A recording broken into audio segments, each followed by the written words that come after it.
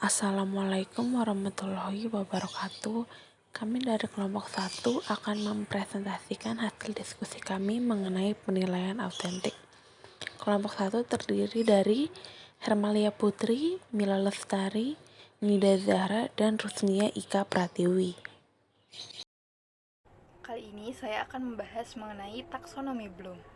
Secara etimologi, taksonomi berasal dari bahasa Yunani, yaitu tasein dan nomos. Tasein artinya mengklasifikasi, sedangkan nomos artinya aturan. Jadi, taksonomi secara etimologi berarti klasifikasi atas suatu prinsip, dasar, maupun aturan. Taksonomi Bloom adalah sebuah taksonomi yang dibuat untuk tujuan pendidikan.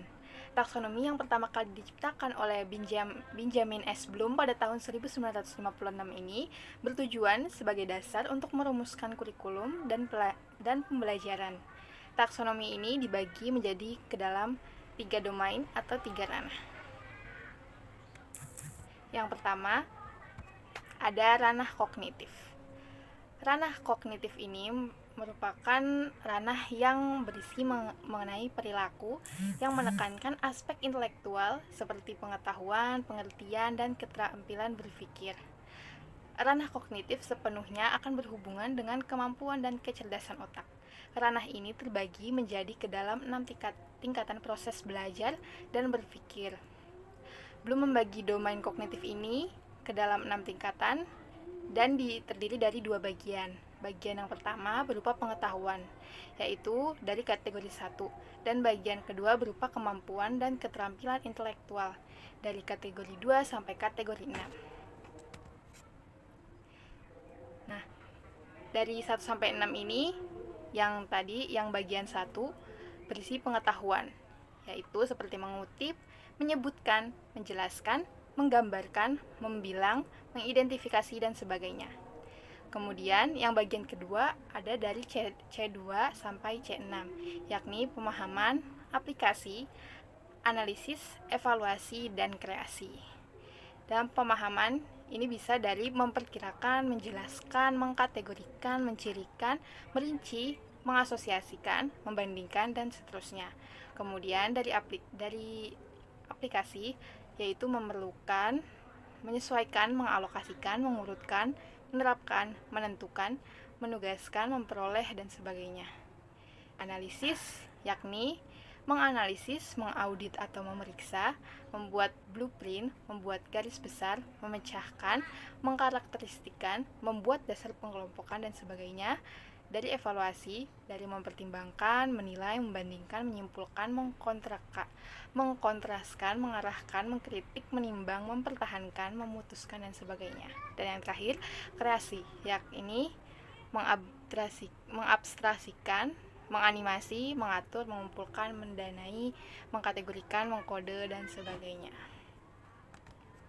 Yang kedua ada ranah afektif atau affective domain, yakni ranah yang berfokus pada perilaku yang lebih menekankan sisi emosi dan perasaan dari seseorang. Sebagai contoh, bagian yang termasuk ke ranah ini adalah apresiasi, minat, sikap, serta cara diri sendiri untuk beradaptasi dengan lingkungan. Kemudian ranah afektif ini meliputi kemampuan seseorang yang berhubungan dengan emosi mental dan perasaan. Ranah afektif ini dibagi menjadi 5 tingkatan perilaku, yakni penerimaan, tanggapan, penghargaan, pengorganisasian, karakterisasi berdasarkan nilai-nilai. Yang pertama ada penerimaan. Penerimaan merupakan tingkat pertama dari ranah afektif. Penerimaan merupakan kemampuan dari seseorang untuk menunjukkan apresiasi kepada orang lain. Kata kerjanya ini contohnya seperti mengikuti, mempertanyakan, mematuhi, menganut, mengidentifikasi, menjawab, dan lain sebagainya. Kemudian ada tanggapan atau responding, yakni memberikan reaksi terhadap fenomena yang ada di lingkungannya, meliputi persetujuan, kesediaan, dan kepuasan dalam memberikan tanggapan. Yang ketiga ada penghargaan atau valuing, yakni berkaitan dengan harga atau nilai yang diterapkan pada suatu objek, fenomena, atau tingkah laku. Penilaian berdasarkan pada internalisasi dari serangkaian nilai tertentu yang diekspresikan ke dalam tingkah laku. Yang keempat ada pengorganisasian atau organization, yakni memadukan nilai-nilai yang berbeda, menyelesaikan konflik di antaranya, dan membentuk suatu sistem nilai yang konsisten. Dan yang terakhir ada karakterisasi berdasarkan nilai-nilai atau characterization by a value organization, yakni memadukan nilai-nilai yang berbeda, menyelesaikan konflik di antaranya, dan membentuk suatu sistem nilai yang konsisten. Dan yang terakhir ada karakterisasi berdasarkan nilai-nilai atau characterization by a value or value complex, yakni sistem nilai yang mengendalikan tingkah lakunya sehingga menjadi karakteristik dalam gaya hidupnya. Selanjutnya adalah ranah psikomotorik. Ranah psikomotorik berhubungan dengan kemampuan motorik seseorang. Ranah ini juga berhubungan dengan aktivitas pembelajaran yang melibatkan urusan fisik. Ranah psikomotorik ini terbagi menjadi 7 urutan. Yang pertama ada persepsi, yaitu penggunaan alat indera yang digunakan sebagai pegangan dalam membantu gerakan. Yang kedua ada kesiapan. Kesiapan ini bisa berupa kesiapan fisik, mental, ataupun emosional untuk melakukan gerakan. Yang ketiga ada respon terpimpin, yaitu merupakan tahap awal dalam mempelajari suatu keterampilan yang kompleks, termasuk di dalamnya ada imitasi dan gerakan coba-coba. Selanjutnya ada mekanisme, yaitu membiasakan gerakan-gerakan yang telah dipelajari sehingga akan tampil dengan meyakinkan dan baik. Selanjutnya ada respon tampak kompleks, yaitu gerakan motoris yang terampil yang di dalamnya terdiri dari pola-pola gerakan yang kompleks. Kemudian ada penyesuaian, yaitu keterampilan yang sudah berkembang sehingga dapat disesuaikan dalam berbagai kondisi ataupun situasi. Terakhir ada penciptaan, yaitu pembuatan pola gerakan baru yang disesuaikan dengan kondisi, situasi, ataupun permasalahan tertentu. Taksonomi Bloom revisi. Perlu diketahui bahwa ternyata taksonomi susunan Bloom ini telah mengalami perubahan ataupun revisi agar isinya menjadi sempurna. Nah, sebelumnya urutan ataupun versi original dari taksonomi ini merupakan 6 karakter, yaitu pengetahuan, komprehensi, aplikasi, analisis, sintesis, dan evaluasi. Perubahan taksonomi ini dilakukan oleh Lauren Anderson yang merupakan mahasiswi dari Bloom sendiri. Perubahan yang dilakukan pada taksonomi tersebut adalah sebagai berikut ini. Yang pertama, adanya perubahan nama 6 kategori yang ada dari kata benda menjadi kata kerja. Yang kedua, melakukan penataan ulang. Penataan ulang di sini dikatakan sebagai urutan. Yang ketiga, menyusun proses dan tingkat matriks pengetahuan. 3 perubahan tersebut menghasilkan urutan yang baru, namun dinilai tetap efektif untuk diterapkan dalam proses pembelajaran. Saya akan memberikan definisi singkat mengenai taksonomi versi revisi ini. Yang pertama adalah mengingat. Pada tahap ini, mengingat berarti mendapatkan kembali ilmu ataupun informasi yang sebelumnya sudah pernah didapatkan. Yang kedua, memahami, yaitu memahami sebuah makna ataupun instruksi yang terdapat pada informasi tersebut. Yang ketiga adalah penerapan. Pada tingkat ini, seseorang bisa menerapkan informasi ataupun ilmu yang telah didapat pada kehidupan sehari-hari. Yang keempat adalah menganalisis. Nah, tahap ini tuh sama aja kita seperti menelaah.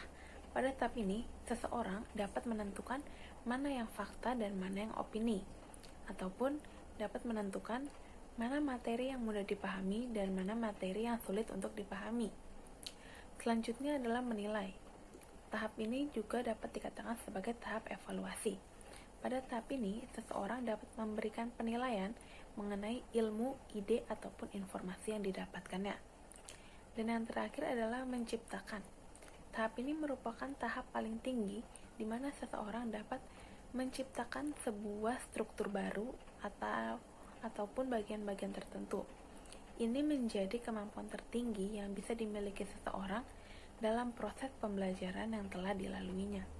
Saya akan menjelaskan tentang konsep dasar penilaian otentik. Yang pertama ada Pengertian penilaian autentik. Istilah penilaian autentik tersusun dari dua kata, yaitu penilaian dan autentik. Penilaian atau assessment adalah suatu kegiatan untuk melakukan prosedur pengukuran kuantitatif melalui pengujian, pengamatan, pencatatan, dan pendokumentasian informasi secara langsung atau tidak langsung tentang peserta didik atau program. Sedangkan pengertian autentik berarti keadaan yang sebenarnya, yaitu kemampuan atau keterampilan yang dimiliki oleh siswa. Istilah autentik sendiri dalam Kamus Besar Bahasa Indonesia itu memiliki arti dapat dipercaya atau asli dan merupakan sinonim dari kata nyata, valid, atau reliable. Jadi penilaian autentik di sini itu dijelaskan sebagai kegiatan menilai peserta didik yang menekankan pada apa yang seharusnya dinilai, baik proses maupun hasil dengan berbagai instrumen penilaian yang disesuaikan dengan tuntutan kompetensi yang ada di standar kompetensi atau SK, kompetensi inti atau KI, dan kompetensi dasar atau KD. Dan menurut Taufina, penilaian autentik merupakan proses untuk menggambarkan perubahan dalam diri siswa setelah pembelajaran. Selanjutnya yaitu ciri-ciri penilaian autentik.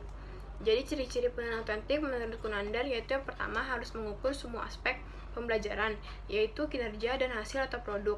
Jadi dalam melakukan penilaian terhadap siswa itu harus mengukur aspek kinerja atau performance serta karya yang akan dihasilkan oleh siswa tersebut. Yang kedua itu penilaian itu dilaksanakan selama dan sesudah proses pembelajaran berlangsung. Artinya dalam penilaian ini guru itu dituntut untuk melakukan penilaian terhadap kemampuan atau kompetensi proses peserta didik setelah melakukan kegiatan pembelajaran. Yang ketiga menggunakan berbagai cara dan sumber. Artinya dalam melakukan penilaian terhadap siswa menggunakan berbagai teknik sesuai tuntutan kompetensi serta menggunakan berbagai sumber ataupun data yang bisa digunakan sebagai sumber penilaian. Yang keempat, tes hanya salah satu alat pengumpul data penilaian. Artinya dalam melakukan penilaian terhadap pencapaian kompetensi ini harus secara komprehensif dan tidak mengandalkan tes semata. Yang kelima itu tugas-tugas yang diberikan kepada siswa harus mencerminkan bagian-bagian kehidupan siswa yang nyata setiap harinya. Jadi itu mereka harus menceritakan pengalaman atau kegiatan yang mereka lakukan setiap harinya. Yang keenam, penilaian harus menekankan kedalaman pengetahuan dan keahlian peserta didik, bukan keluasannya atau kuantitas. Artinya itu dalam melakukan penilaian terhadap pencapaian kompetensi harus mengukur kedalaman terhadap penguasaan kompetensi tertentu secara objektif. Selanjutnya jenis-jenis penilaian autentik. Jadi jenis-jenis penilaian autentik menurut Abdul Majid yaitu yang pertama penilaian proyek. Penilaian proyek atau project assessment merupakan kegiatan penilaian terhadap tugas yang harus diselesaikan oleh siswa menurut periode atau waktu tertentu. Penyelesaian tugas yang dimaksud ini dapat berupa investigasi mulai dari perencanaan, pengumpulan data, pengorganisasian, pengolahan, analisis dan data, dan penyajian data. Yang kedua, penilaian kinerja. Penilaian kinerja adalah bentuk penilaian autentik dalam menilai kemampuan diri siswa seperti penilaian sikap, observasi perilaku, pertanyaan langsung atau pertanyaan pribadi. Yang ketiga itu penilaian portofolio. Portofolio merupakan kumpulan pekerjaan peserta didik dalam periode waktu tertentu yang dapat memberikan informasi penilaian. Nah, jadi melalui penilaian portofolio ini, guru akan mengetahui perkembangan atau kemajuan belajar dari siswa tersebut. Tugasnya itu bisa berupa pemecahan masalah, berpikir dan pemahaman menulis dan berkomunikasi. Yang keempat itu jurnal. Jurnal itu merupakan tulisan yang dibuat oleh siswa untuk menunjukkan segala sesuatu yang telah dipelajari atau diperoleh dalam proses pembelajaran tersebut. Jurnal itu dapat digunakan untuk mencatat atau merangkum topik-topik pokok yang telah dipelajari. Dan yang terakhir itu penilaian tertulis. Jadi penilaian tertulis itu merupakan tes di mana soal dan jawaban yang diberikan kepada siswa dalam bentuk tulisan. Selanjutnya yaitu tujuan penilaian autentik. Jadi tujuan penilaian autentik itu pertama dapat melacak kemampuan siswa. Jadi di sini itu guru dapat melacak kemajuan siswa dengan melakukan penilaian. Yang kedua, dapat mengecek ketercapaian kompetensi siswa. Guru itu dapat melakukan dengan menggunakan penilaian bagi siswanya apakah sudah mencapai kompetensi sesuai yang diharapkan oleh guru tersebut atau belum. Yang ketiga, mendeteksi kompetensi yang belum dikuasai oleh siswa. Guru dapat mendeteksi apa yang belum dikuasai siswa sehingga guru dapat mengambil tindakan jadi guru itu dapat mengambil tindakan tertentu sesuai dengan kondisi untuk mencapai kompetensi yang bisa dicapai oleh siswa tersebut. Yang keempat, dapat menjadi umpan balik untuk perbaikan bagi siswa. Jadi hasil penilaian itu dapat digunakan sebagai dasar bagi guru dalam memberikan umpan balik kepada siswa untuk perbaikan siswa, yaitu sebagai bahan acuan untuk memperbaiki hasil belajar siswa yang masih rendah. Saya akan menjelaskan mengenai keunggulan dan kelemahan penilaian autentik. Keunggulan dari penilaian autentik yang pertama adalah berfokus pada keterampilan, analisis, serta keterpaduan pengetahuan. Yang kedua, meningkatkan kreativitas. Yang ketiga, merefleksikan keterampilan dan pengetahuan secara real pada dunia nyata. Yang keempat, mendorong kerja secara kolaboratif. Yang kelima, meningkatkan keterampilan lisan dan tertulis. Yang keenam, langsung menghubungkan kegiatan asesmen, kegiatan pengajaran, dan tujuan pembelajaran secara terpadu. Yang ketujuh, lebih menekankan pada keterpaduan pembelajaran sesuai situasi dan kondisi sepanjang waktu. Nah, selanjutnya itu kelemahan penilaian autentik. Yang pertama, lebih membutuhkan waktu yang intensif untuk mengelola, memantau, dan melakukan koordinasi. Yang kedua, cukup mengalami kesulitan untuk mengkoordinasikan dengan standar pendidikan yang telah ditetapkan secara legal. Yang ketiga, lebih menantang guru untuk memberikan skema pemberian nilai yang konsisten. Yang keempat, sifat subjektif dalam pemberian nilai yang dilakukan guru akan cenderung menjadi biasa. Yang kelima, sifat penilaian yang unik menjadi tidak dikenali siswa. Yang keenam, bersifat tidak praktis dalam penilaian terhadap siswa yang lumayan banyak dalam satu kelas. Yang ketujuh, tantangan bagi seorang guru untuk mengembangkan berbagai jenis materi ajar dan berbagai kisaran tujuan pembelajaran berdasarkan KD yang telah ditetapkan. Selanjutnya ada manajemen penilaian autentik. Nah, dalam manajemen penilaian autentik ini ada dua. Yang pertama, manajemen penilaian pengetahuan. Yang kedua, manajemen penilaian keterampilan. Dalam manajemen penilaian pengetahuan, standar penelitian yang diperlukan dalam terlaksananya manajemen penilaian pengetahuan adalah pertama, mengolah hasil penilaian sesuai dengan pedoman penskoran. Yang kedua, menentukan nilai dengan rumus perhitungan yang telah ditentukan. Yang ketiga, hasil penilaian pengetahuan dibandingkan dengan KKM. Yang keempat, hasil analisis penilaian pengetahuan dikembalikan pada peserta didik beserta feedback yang mendidik. Yang kelima, melakukan dokumentasi hasil penilaian pengetahuan secara sistematis, teliti, dan rapi. Yang keenam, mengadakan program remedial bagi peserta didik yang pengetahuannya belum mencapai KKM atau pelajaran ekonomi. Yang ketujuh, mengadakan program pengayaan bagi peserta didik yang nilai pengetahuan sudah mencapai KKM pada mata pelajaran. Nah, selanjutnya itu manajemen penilaian keterampilan. Untuk yang terakhir, yaitu mengenai standar penilaian yang dibutuhkan dalam manajemen penilaian keterampilan. Pertama, mengolah hasil penilaian keterampilan sesuai dengan pedoman penskoran kriteria penilaian. Yang kedua, hasil penilaian keterampilan bersumber dari berbagai teknik dan instrumen yang digunakan. Yang ketiga, nilai didapat dari rumus yang telah ditentukan. Yang keempat, menentukan predikat nilai capaian. Yang kelima, melaporkan hasil penilaian pada peserta didik. Yang keenam, hasil penilaian dianalisis lebih lanjut oleh tenaga pendidik untuk mengetahui kemajuan dan kesulitan belajar dan dikembalikan kepada peserta didik disertai feedback berupa komentar yang mendidik. Yang ketujuh, melakukan dokumentasi hasil penilaian keterampilan secara tertulis dalam bentuk angka atau kategori kemampuan. Sekian presentasi dari kelompok 1, kurang lebihnya mohon maaf. Wabillahi taufiq wal hidayah. Wassalamualaikum warahmatullahi wabarakatuh.